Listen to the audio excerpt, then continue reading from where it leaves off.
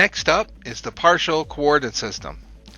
The partial coordinate system is not a complete coordinate system per se.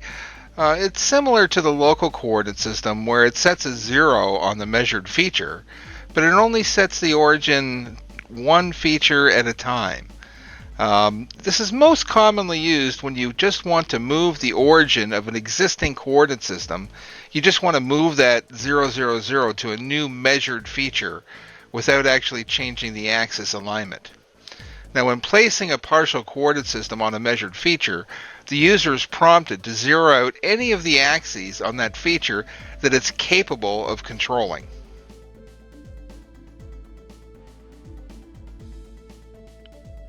So using this existing local coordinate system with 0, 0, 0 already being at the measured datum B hole, we want to move the 0, 0, 0 to the location of the measured hole just south of the big datum B hole.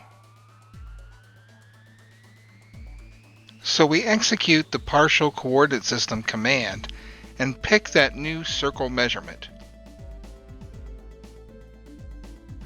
We are then prompted to set a 0 on the axes that this circle can control, the X and Y directions.